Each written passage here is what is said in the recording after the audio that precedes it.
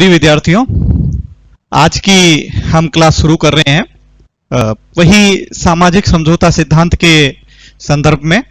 अभी तक हमने हॉब्स और लॉक को पढ़ा और इसी कड़ी में जो तीसरा संविदावादी विचारक हमारे सामने था वो था जीन जैक्स रूसो। इसका जो सामाजिक समझौता सिद्धांत है वो क्या है, इस पर हम थोड़ी चर्चा करेंगे। रूसो का जन्म वो जेनेवा में, स्विट्जरलैंड के जेनेवा नगर में हुआ था और 1712 ईस्वी का जन्म था। इसके पिता एक कुशल घड़ीसाज थे, लेकिन इसका जीवन अव्यवस्थित रहा। इसके पिता ने इसका लालन पालन नहीं किया और यह अपने जीवन में भी अव्यवस्थित सा रहा और कोई इसने भी अपने जीवन में जिम्मेवारियां नहीं निभाई। और जब यह अपनी यायावरी की जिंदगी जी रहा था, शिक्षा दीक्षा कुछ अव्यवस्थित सी रही। उसी क्रम में ये इसने अपना व्यवसाय वगैरह शुरू किया, घड़ियों का ये कुछ काम किए। कभी किसी के साथ रहा, कभी कहाँ रहा, इसके संरक्षक भी रही। लेकिन इसके जीवन में जो एक बदलाव हमें आया वो दिखता है 1749 में। फ्रांस, जब ये जेनेवा को छोड़कर फ्रांस में चला गया था, तो फ्रांस की डिजॉन अकादमी ने एक लेख की प्रतियोगिता आयोजित की थी और उस में एक जो लेख लिखा जाना था वो उस लेख का विषय था विज्ञान तथा कला की प्रगति ने मनुष्य का नैतिक उत्थान, मनुष्य के नैतिकता को भ्रष्ट किया अथवा उसको प्रगति को रोका या उसको विशुद्ध करने में, भ्रष्ट किया या विशुद्ध किया। ये विज्ञान और कला की प्रगति विकास जो हुए, तो उस लेख, यह कहीं जा रहा था रेल में और अचानक उसने, जो उसके हाथ में एक पेपर का टुकड़ा आया, उसमें ये निबंध प्रतियोगिता का था, तो उसने इसमें अपना निबंध भेजा और ये निबंध वो प्रथम आया और वहीं से इसके जीवन में एक बदलाव हमें देखने को मिलता है। उसमें इसको प्रथम पुरस्कार मिला था और इसकी जो बाद की जो रचनाएं हैं उसमें यदि discourses of arts and science, जो इसमें विज्ञान और ये जो लेख लिखे थे वो थे, और एक जो उसकी किताब जो फेमस रही वो थी आपके सोशल कॉन्ट्रैक्ट।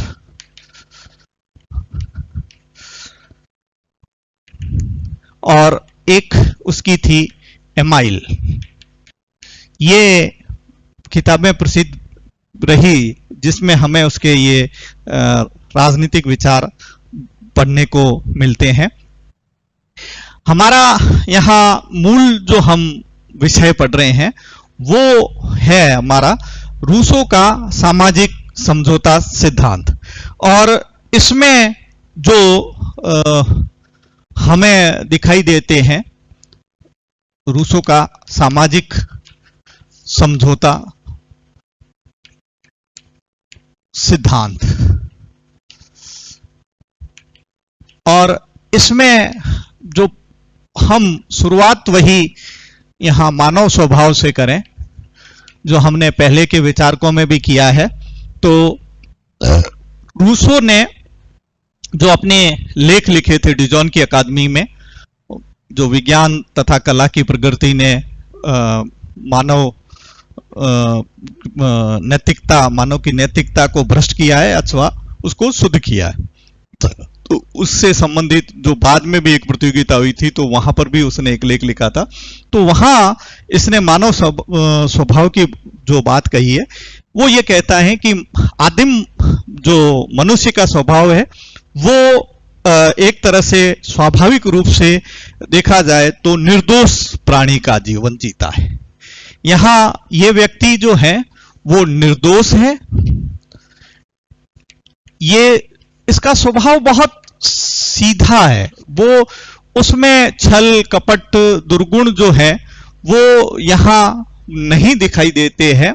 उसका सीधा साधा जीवन है, पशु तुल्य, पशुओं की तरह है, निष्पाप जीवन है। ये एक तरह से बिल्कुल शुद्ध सपाट सा जीवन है, जैसा वो है वैसा है। पशुओं की तरह तो है ही, क्योंकि वो आदि मनुष्य है तो पशु तुल्य है।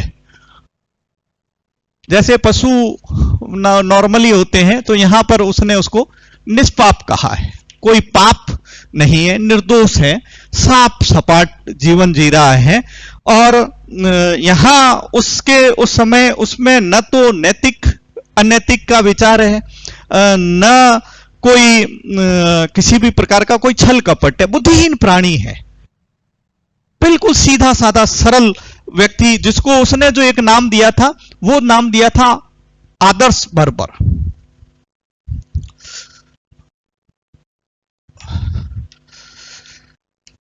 नोबल शेवेज, ये वो उसको नाम देता है। और यहां वो आगे जब अपने इस सामाजिक समझौता सिद्धांत की चर्चा करता है तो उसमें वो प्राकृतिक अवस्था की बात करता है। जब आपके व्यक्ति इस प्रकार का जीवन जी रहा है तो प्राकृतिक अवस्था निश्चित तौर पर अच्छी ही होगी। पशु जैसा उसका जीवन है, वह घूम रहा है, आदिम मनुष्य की तरह है, एकाकी है, जंगली है। यहां जो व्यक्ति चूंकि वैसा ही है, पशुओं की तरह है, तो वो एकाकी है, वो जंगली जीवन जी रहा है। जब ऐसा व्यक्ति एकाकी जंगली जीवन जी रहा है, वो बिल्कुल पशुओं की तरह निरे प्राणी है, जिसमें किसी भी प्रकार का कोई विवेक नहीं है। यहां विवेक की उसमें वो कमी की बात करता है। ये व्यक्ति एक तरह से देखा जाए तो स्वतंत्र है, सुखी है, और यह व्यक्ति संतुष्ट भी है। उस काल के हिसाब से देखा जाए तो सुखी भी है। इसमें किसी भी प्रकार का कोई छोटे बड़े का भेदभाव हमें नहीं दिखता कि जंगली जीवन जी रहा है, एकाकी है, जंगली है, उसमें किसी भी प्रकार का कोई विवेक नहीं है, सोच नहीं है, आगे की आगामी सोच नहीं है। तो ऐसी अवस्था में वो व्यक्ति वह इस एकाकी और जंगली जीवन जीता है, सुखी संतुष्ट प्राणी के रूप में वह कर। लेकिन यहां वो एक बात कहता है कि जब व्यक्ति इस प्रकार का जीवन जी रहा है तो आदिम जो प्राकृतिक अवस्था आदर्श है, और इस आदर्श प्राकृतिक अवस्था में उसको पशुओं की भांति कोई चिंता नहीं है, फिक्र नहीं है किसी भी प्रकार की। और इसलिए वह जो व्यक्ति है वो इधर इधर घूम रहा है, जलवायु के अनुकूल जो उस समय वहां का है। अब वहां बदलाव जो होता है, जलवायु का बदलाव हो गया, वहां मानव जाति की संख्या में बदलाव हो गया। तो पहले तो कम लोग थे, लेकिन जैसे जैसे संख्या बढ़ी तो वहां पर जो ये कहता है कि संपत्ति रूपी एक सर्प यहां जन्म लेता है, और वह अपनी जो अगली संतति है या अपने लोगों के लिए वह जमीन के टुकड़े, वो ये भी कहता है कि एक व्यक्ति ने जमीन घेर कर कहा कि यह जगह मेरी है। और ये मेरा और तेरा का जो भाव आया इस काल में, जंगली व्यक्ति जो जिसमें विवेक नहीं था, पशु तुल्य था, संतुष्ट और सुखी जीवन जी रहा था, तो यहां एक जो बदलाव आया कि यह मेरा है और ये संपत्ति मेरी है, ये जमीन मेरी है। शुरुआत में हो सकता है कि जमीन के लिए हुआ होगा, ये पशु मेरे हैं, ये हुआ होगा। उस समय कोई दूसरी संपत्तियां दिखती नहीं है। तो वो जो शुरुआत हुई, उस शुरुआत ने व्यक्ति के जीवन में बदलाव किया।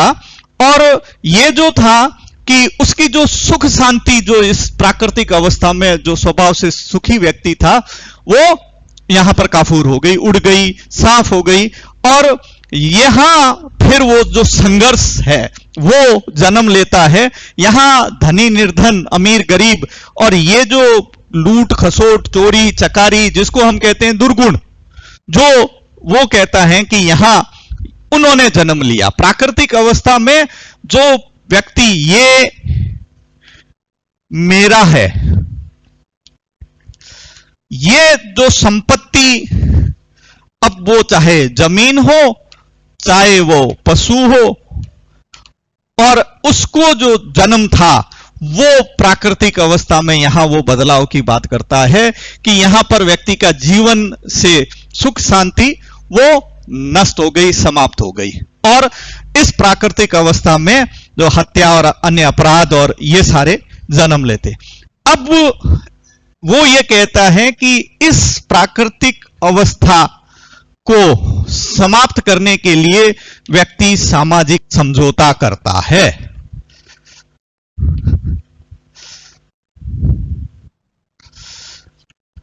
वो समझौता जो है, जो प्राकृतिक अवस्था असहनीय हो गई अवस्था में यहां, तो फिर वो इस असहनीय स्थिति से बाहर निकलने के लिए वह अपने वो सभी व्यक्ति एक स्थान पर एकत्रित होते हैं और समझौता ये करते हैं कि मैं अपने अधिकारों का समर्पण कर रहा हूं, आप भी अपने अधिकारों का समर्पण करें।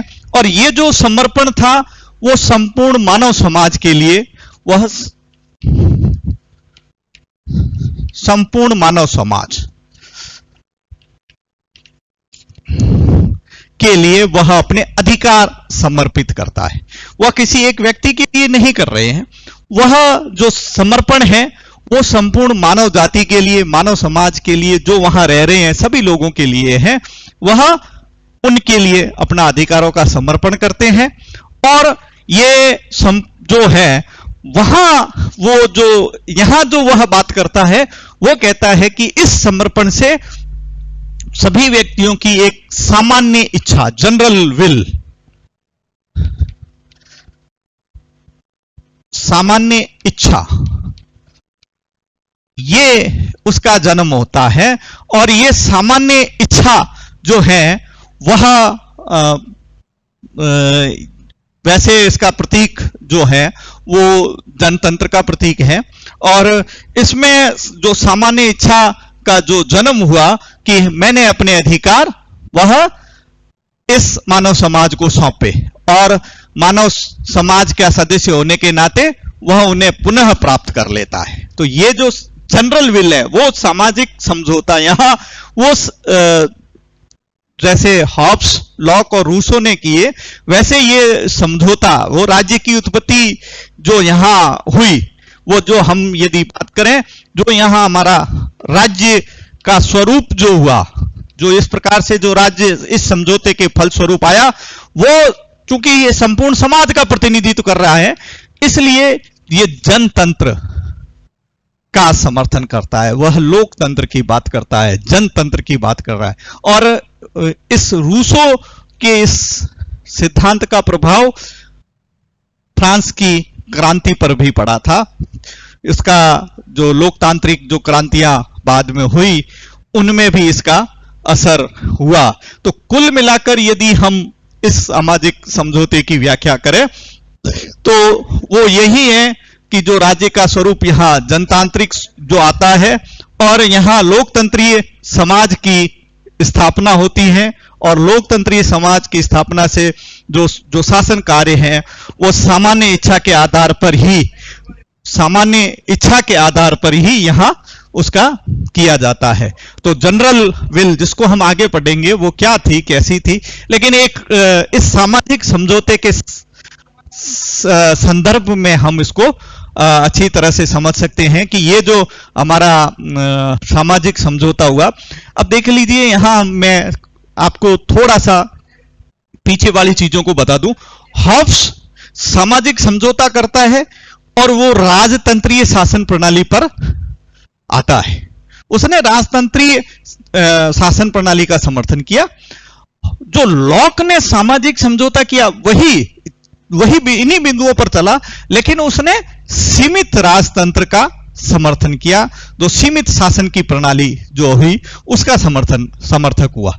और तीसरा, रूसो भी वैसे ही सामाजिक समझौते पर चल रहा है, राज्य की उत्पत्ति का सिद्धांत का। ये तीनों कॉन्ट्रेक्चुअल विचारक है, संविदावादी विचारक है, लेकिन यहां पर वह जनतंत्र की बात करता है, लोकतंत्रीय समाज की बात करता है, लोकतांत्रिक तरीकों की बात कर रहा है। और इस प्रकार से ये जो सामाजिक समझौता हमारे सामने आता है वो आपके तीनों विचारक है। तीनों विचारकों को तुलनात्मक रूप से देखा जाए तो तीनों के नतीजे जो हैं वो बिल्कुल अलग अलग है। ये चीज आप समझ लीजिए, सामाजिक समझौता वही तरीका, लेकिन नतीजे अलग अलग।